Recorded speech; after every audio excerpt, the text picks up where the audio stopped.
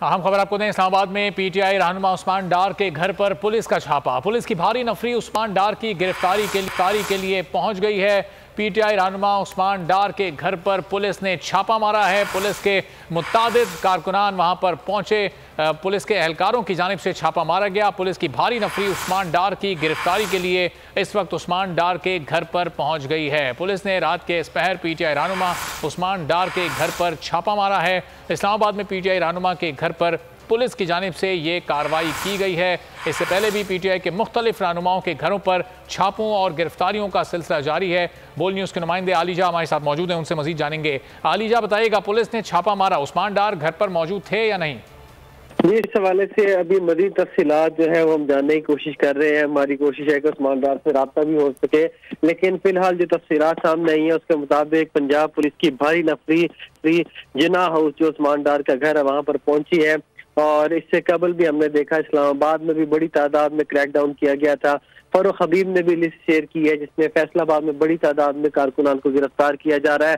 और आज अब से तकरीबन 1 घंटा कबल उस्मान डार ने एक वीडियो पैगाम जारी किया था जिसमें उन्होंने कहा था कि कल हम 7 बजे जिना हाउस से बड़ी तादाद में लोगों के हमरा रवाना होंगे इमरान खान की कॉल पर लाहौर मीनार पाकिस्तान में जलसे के लिए। और अब हमने ये देखा है कि उनके वीडियो पैगाम के बाद 1 घंटे बाद ही बड़ी तादाद में पुलिस की भारी नफरी उनके घर पहुंची है। और देखा जा सकता है कि पंजाब पुलिस के अफराद उनके घर के बाहर मौजूद हैं और उनको गिरफ्तार करने पहुंची है। जी तो आलिजा, क्या मौक़िफ़ है पुलिस का? किस केस में, किस मुकदमे में ये छापा मारा गया है? इससे कबल भी हमने देखा है कि मुकदमे की तफसीलात जो है वो बाद में सामने आती हैं, बताया भी नहीं जाता, चीजें छुपाई जाती हैं, FIR भी मंजर यहाँ पर नहीं आती। इससे कबल हमने देखा कि जर्नलिस्ट को भी जब गिरफ्तार किया गया चीजें सामने नहीं आई थी। इस हवाले से ताहाल पुलिस का कोई मौक़िफ़ भी सामने नहीं आया।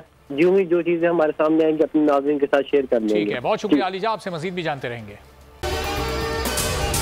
अगर आपको ये वीडियो पसंद आई है तो हमारे चैनल को सब्सक्राइब करें और बेल आइकॉन पर क्लिक करें। तो नजर आ रहा है सामने लिखा हुआ है जुल्म मिटने के लिए 2 चीजों से मिटेगा भाई। एक, अदल की कुर्सी पे जो लोग बैठते हैं ना वो अदल के हिसाब से फैसले करने लगे। दूसरा, कौम निकल खड़ी उस जुल्म के खिलाफ, तो जुल्म खत्म हो जाएगा। या इन दोनों में से कोई एक चीज हो जाए या दोनों हो जाए। अगर 420 का मुकदमा था, उस वक्त अदलिया में जो लोग बैठे हुए केस देख रहे थे वो पूछते ना यार चीट हुआ कौन है।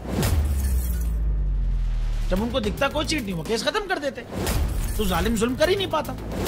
9 जजेस ने नोट बिफोर किया मेरे केस को यार, 1.5 साल चला। शख्सी जमानत का केस, सेम केस इस्लामाबाद में कर दिया। एक ही इल्जाम पे 2 केस हो नहीं सकते भाई। मतलब 60 दिन का वक्त होता है, 102 दिन के बाद मैं जीत गया, केस बरी हो गया, 102 दिन के बाद अपील फाइल की, एक्सेप्ट कर ली। नहीं करते ना एक्सेप्ट, खत्म हो जाता ना जुल्म यार।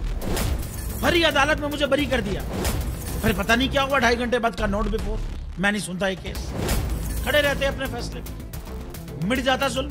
अल्लाह ताला ने बिठाया इस कुर्सी, इन कुर्सियों पे इनको यार, ये अल्लाह ताला की तरफ से फैसले करने हैं। तो या तो ये फैसले आएंगे, जुल्म मिट जाएगा, या कौम खड़ी हो जाएगी जुल्म के खिलाफ।